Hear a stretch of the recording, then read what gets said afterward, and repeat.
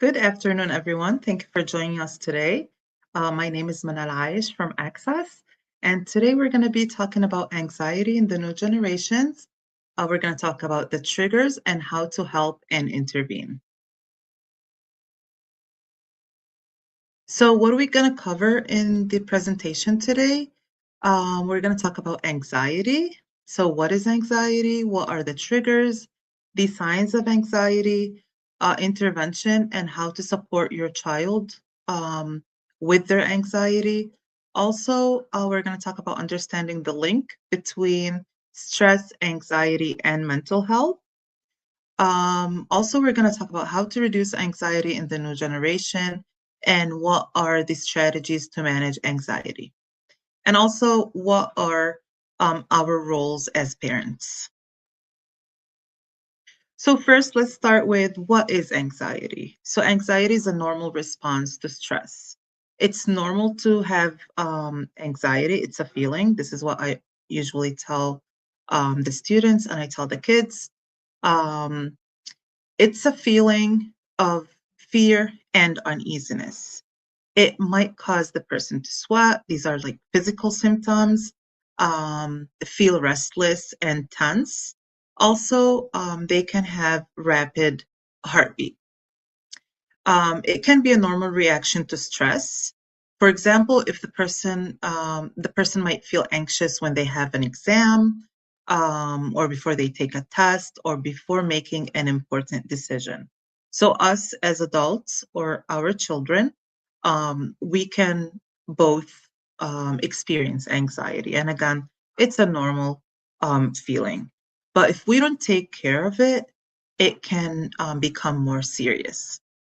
For the students or for the kids, it can help them if they're anxious before a test. It actually can help them cope. Um, it can give them like a boost of energy to work harder, to study more. Okay. And it can help them focus. But if they don't take care of it, again, as I said, it can become an issue and they can get anxiety disorders.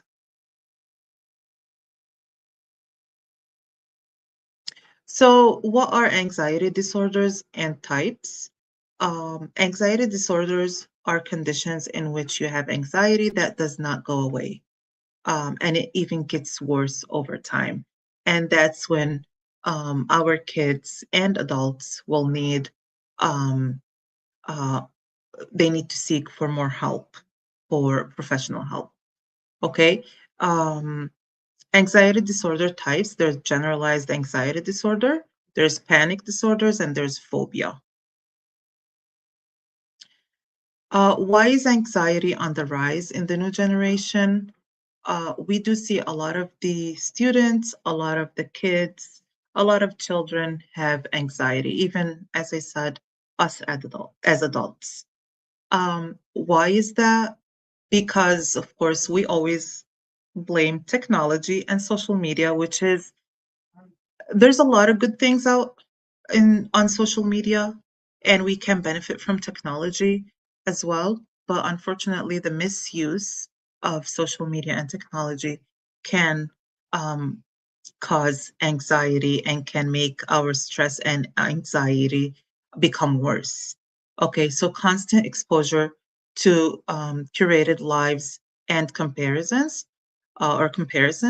So when they keep comparing themselves to other lives that are on social media, they have perfect lives. If they keep comparing themselves to what's on social media, they're gonna feel stressed. They're gonna feel anxious. They're gonna feel sad. Why can't we be like them? That's why we have to put and set up rules for the use of social media for our children. Also, cyberbullying and fear of missing out. Um, if our children get bullied on social media or um, on the internet or using social media, then that's what cyberbullying is. And they don't know how to deal with it. They bottle it up. They don't talk about it. Then that's gonna make them feel anxious. Gonna make them feel sad. they're not going to be able to deal with it and um, uh, like fix that issue. Also, fear of missing out. They just keep checking and exploring and checking all these followers or all these influencers, how they're living. They don't want to miss anything. They just want to keep checking their their pages, their accounts, because they don't want to miss anything from their social media lives. Also, academic pressure, intense competition, and focus on achievement. So if they say like, if us as parents, we keep pressuring them academically, like you have to get an A, you have to be on honor roll this year. You can't get any less than A minus. So we just look for them to be perfect. We just look for achievements, not for their effort. That's when they feel pressured and they become anxious and they become overwhelmed. So for us as parents, let's focus on their effort and praise their effort, not only achievement. Also, overscheduling, reduced downtime for free play or relaxation. So if they don't have their own free time, like for our children, if they don't have free time, if they don't take breaks, then that's going to be overwhelming, and that's going to make them very anxious and going to make their anxiety get worse. So what are the triggers for anxiety? We have more than one trigger here. Okay, we have individual triggers, we have family triggers, social triggers, excuse me, and cultural triggers. We also have substance use. That's also a trigger. Okay, let's talk about the first one. So individual triggers. So we're going to talk about if they have genetic predisposition or family history of anxiety. Also, personality traits like perfectionism. Um, if you, as a parent, you want everything perfect, um, then and you ask your child to be perfect as well. Like I know here it's talking about personality traits. Um, then that's gonna make them anxious all the time. Oh, my mom or my dad or um, my parents are watching me. I have to be perfect all the time. I can't make a mistake. That's gonna make them anxious all the time, and have anxiety. Also, family triggers. So family conflict, such as divorce or high parental expectations. As we said, if you're expecting your child to be perfect all the time, to be perfect academically, or even his behavior or her behavior, to be perfect all the time, then it's hard for them to act themselves. Um, and also it's hard for them to grow and make their personality grow as well. So let's relax and like take it easy on our kids or on our children. Um, make sure we give them space. Okay, um, I know like a lot of situations, a lot of family situations happen, but in some things we can't control, but in the things that we can control, let's take it easy on them. Also, overprotective parenting. That's also what I was just talking about. Um, we can't be like we can't always be like a helicopter parent. Um, let's give them their space. Make sure we're protecting them. Make sure that they deal with situations on their own, but we are there for them. Okay, so you give them the tools, you teach them, but you're not going to be there for them for the rest of their lives. This is what we always have to think about. Us as parents, I know um, a lot of parents, like a lot of culture, like we have different cultures. We have more than one culture. So a lot of parents, like for if out of parents sometimes, um, we think that our kids, they're going to be there for us for all of our life, or we're going to be there controlling them all of our life. I don't want to say only out of parents, but like usually um, we are like, I don't want to say we also, but it's usually like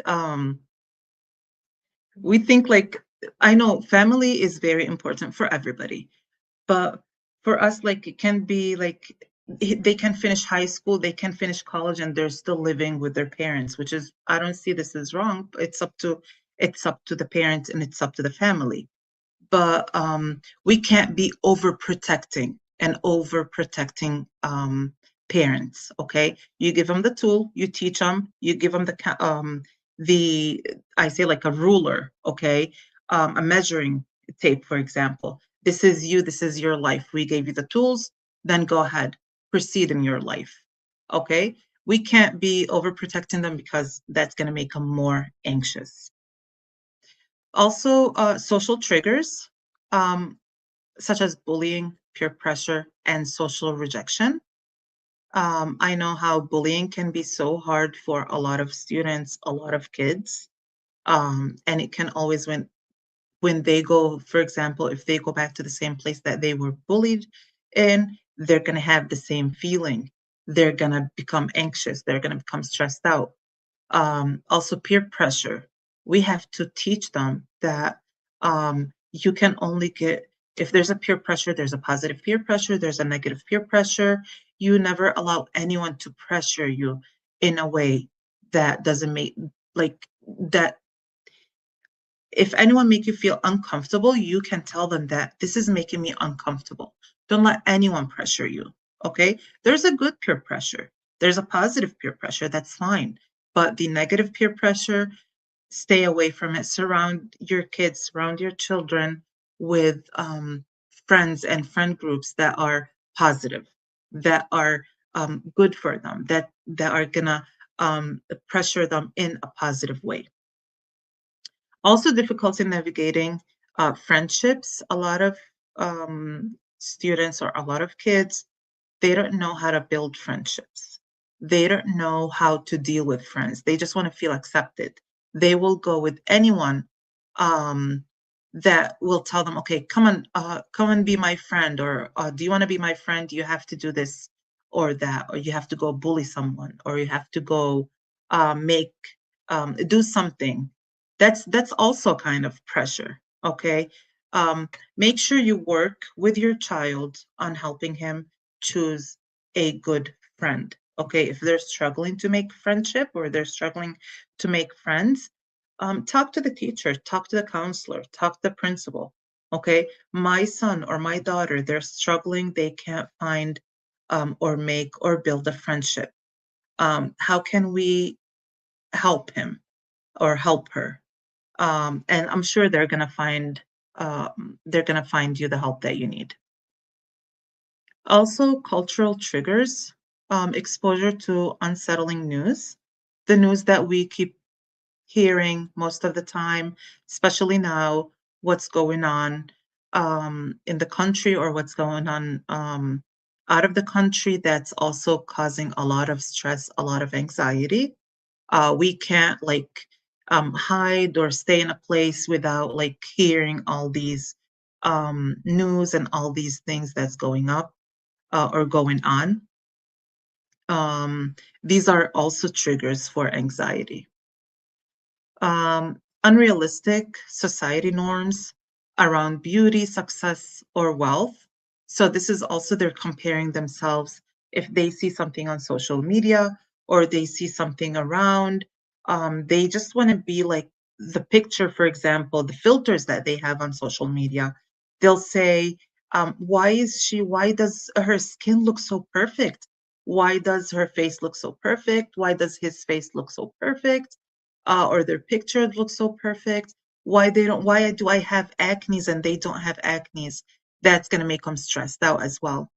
We have to make sure to tell them that that's unrealistic, that's not real. They're just showing you the perfect picture, the perfect image.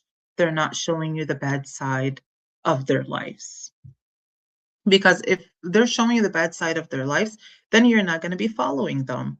So, or you're not going to be watching them. You just want to watch something that's going to make you happy, that's going to make you feel, oh, that's perfect, that's nice, let's watch it. So let's talk also the fifth trigger is substance use. This is very important for our youth, for our teens. It's very important to talk about substance use and how can it trigger anxiety. So unfortunately, a lot of people will think that um, using substances can help them cope um, with anxiety, with stress. That's not true. It makes it even worse, okay? Such as tobacco and vaping. So the nicotine does affect the brain chemistry, okay? And which increases the anxiety levels and it makes relaxation even harder. Um, Also, depending on using tobacco products or using vaping can also create a cycle of stress and withdrawal. So, if they get addicted to nicotine or they get addicted to tobacco products and they get addicted to vaping, that's going to make their stress even get worse because also after like they get addicted, they're going to become sick. And then when they become sick, then they're going to worry about their health. That's also what's going to make them even more anxious and more stressed out. Also marijuana. So a lot of people or some people believe that it calms their nerves. It makes them calm down. Um, High doses or frequent use can um, heighten paranoia and anxiety. So it can also trigger their mental health. Okay, it can trigger their mental health disorders. So you'll say, this person, he was so normal. What happened to him? He was never sick. What happened to him? How did he turn like that? Okay, it's because the marijuana triggers mental health disorders. So please, as parents, as adults, let's wake up, let's open our eyes and know marijuana, they say that it calms them. It's there if it's a medical marijuana, it's there for purposes, for medical purposes. Okay? Don't let your youth, don't let your teens use it because it triggers their mental health disorders. So also the vapes and tobacco. If they're not yet 25 and they're smoking or they're smoking or vaping, this does affect the chemistry of their brain. Their brain fully develops by the age of 25. If they use any tobacco product, if they use marijuana before the age of 25, then that's gonna affect their IQ, it's gonna affect the brain chemistry, and that's what's gonna affect their body and their mental health. Also, it can interfere with their emotional regulation, especially in developing brains. That's what I was exactly talking about. Their brain develops by the age of 25. If they smoke before that, then it's going to affect it emotionally and physically. So usually I say for like the students, sometimes they ask me, so we can't smoke before the age of 25. So is it okay to smoke after the age of 25? So research have shown that if they don't start before the age of 25, then it's harder for them to start after 25. Okay, so just keep it up like that. Let's tell them don't smoke before the age of 25. Okay.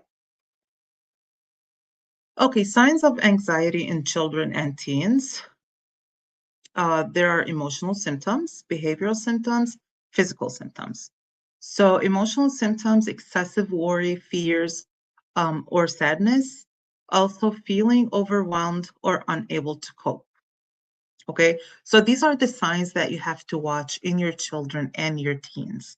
Okay, if you see their behavior, they're avoiding social situations or schools if they have difficulty concentrating. Okay. And you say, okay, he was not like that. Is everything okay? Um, for example, if they have a test coming up and they just don't know, like they're usually very good at studying, they just have a big test and they're very good at their grades. They want everything to be perfect. They just don't know what to do. Pick up the phone and call their therapist. Okay, find the person that can give them help. Okay, even if you as a parent can help them, we can help them, like teach them how to cook. We can teach them how to take deep breathing, um, how to practice mindfulness, how to meditate. But also, if it stays there and it's very difficult, please call their therapist, call their doctor, and get them professional help. The physical symptoms, they can get headaches, they can get stomach aches, muscle tension, and you will see them like fatigued most of the time. So let's talk now about understanding the link between stress, anxiety, and mental health. So stress is a natural response to challenging situations. It's okay, again, it's okay for us as adults, it's okay for our kids to feel stressed. But if it stays there, so if it's prolonged stress, can contribute to anxiety and mental health issues. If it stays there, it will churn or it will contribute to anxiety and mental health issues. Which anxiety is a feeling of worry, nervousness, or unease, often accompanied by physical symptoms such as increased heart rate or sweating. Mental health, um,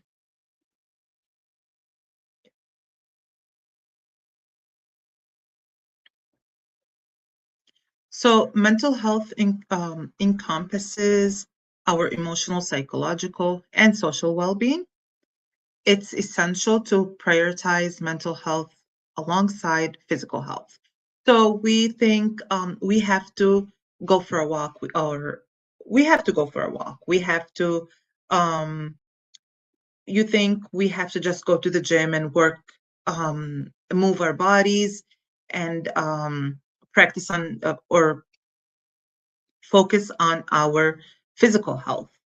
We have to focus on our mental health. We have to teach our kids to focus also on their mental health. Okay?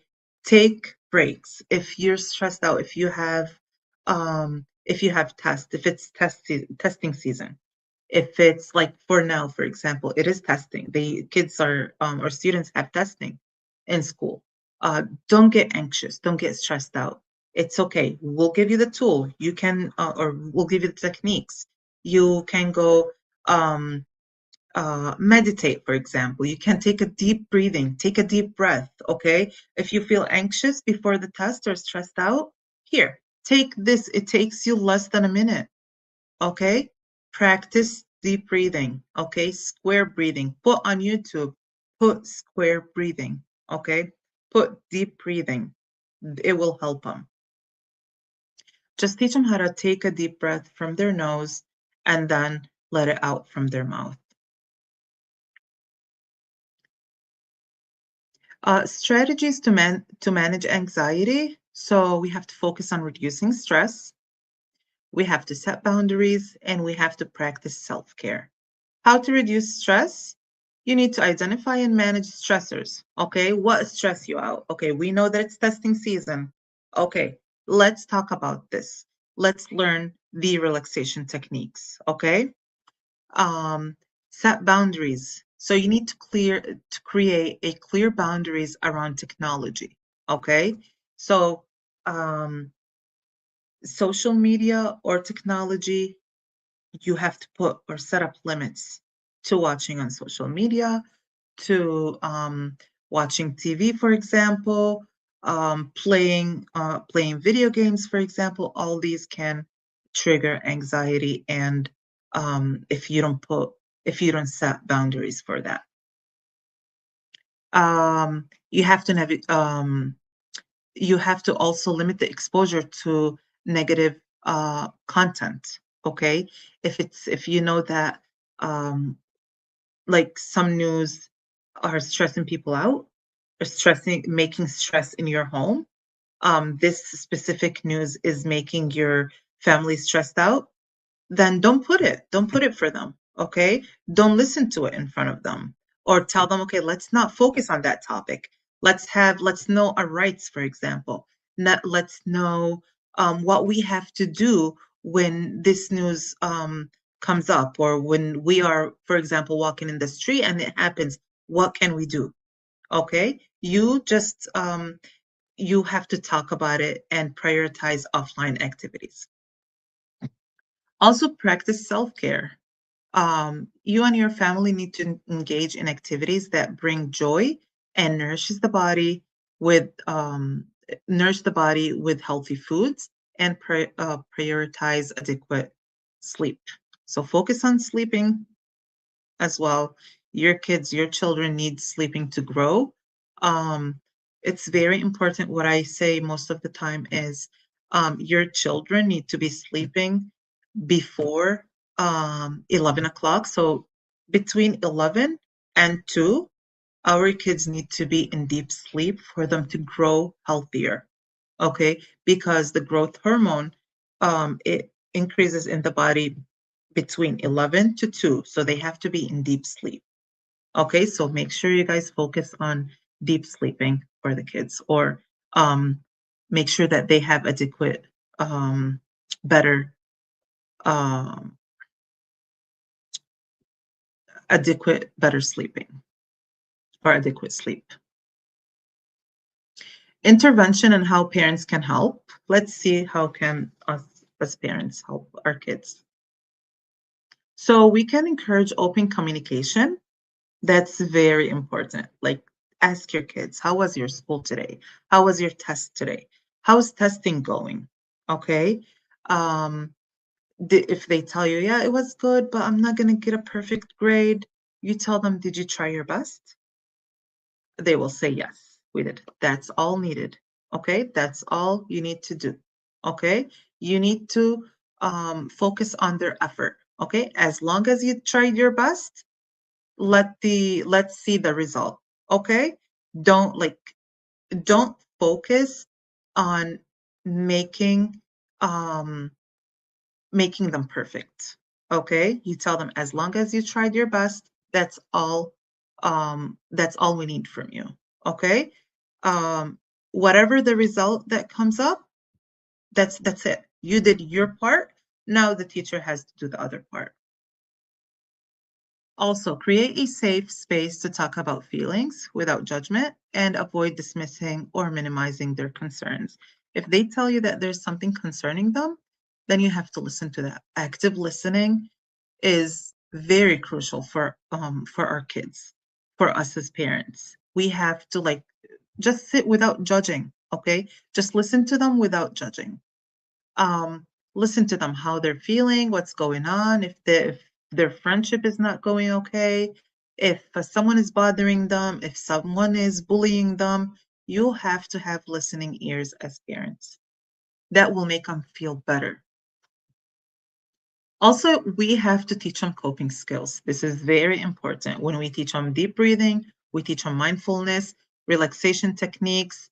We have to teach them problem solving skills, okay? Because they have to be able to break the overwhelming tasks. Um, uh, okay, you have a test and you have homework at the same time. Let's start with what's most important first.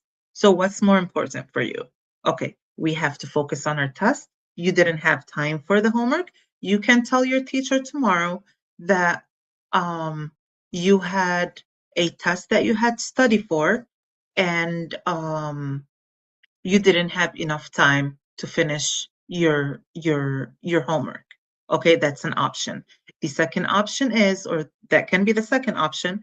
The first option is um, you can finish studying on your test. Okay, and let's do, after we finish studying, let's work on the homework that we have. This is how, like, you can break the tasks or break the homework that you have into smaller tasks that can be manageable, and you can finish it step by step. Also, model healthy behavior. Us as parents, we have to model healthy behaviors. So if our kids are watching us in situations that we can't deal with it or we can't deal with them, then it's going to be harder for them to deal with that situation. They're going to copy our behavior. Okay. If I heard something on the news that I didn't like and it was so stressing out, and it made me feel anxious, and I go and I say, oh my God, I don't know what I'm gonna do. I'm so anxious, I'm so tired, I'm so afraid what's gonna happen. Then when they hear the news or hear the same news or they have a test or something, they will be like, oh my God, I don't know what to do, I'm so anxious. No, you teach them how to cope with that. Okay, you show them the behavior, the healthy behavior that they have to do when there's stressors coming, there are stressors coming up. Also, you have to maintain calm and supportive tone during conflicts. If you start yelling, if there's a conflict and there's an issue, you start yelling as a parent, then when there's another issue with your child, they're going to be yelling. Okay. um, you have to show them that you're supportive in that situation. If this in your own, like if it's your own situation, you have to show them how you cope with it, how you handle it, how you deal with it. This is how they learn. They copy our behavior, they copy our actions. Also, promote healthy habits. So you need to encourage physical activities, as we said, encourage adequate sleep and balanced diet. Also, you need to limit screen time and encourage hobbies or outdoor play. Just take them for a walk. Go walk in the nature. Of course, not like today. Today's snowing, but if the weather is good outside and they're not, they like they're stressed out, they're anxious, tell them, okay, let's go for a walk. Let's go for a ride. Okay, let's go drive somewhere. Let's go get some ice cream. Let's go get some coffee. Just make them feel comfortable. Okay, make them feel relaxed. Uh, the most important thing is teach them how to cope with their stress, with their anxiety. So, in conclusion, so anxiety is common, but it is treatable. Again, if you teach them the coping skills, that's all they need. Early recognition and support are crucial. If you need professional help, call the school, call the social worker, call their therapist, call their doctor, and tell them this is the situation. This is what's happening with my child. He's or she's anxious. Her situation or this anxiety's been there, it's been going on with her for a while or with him for a while.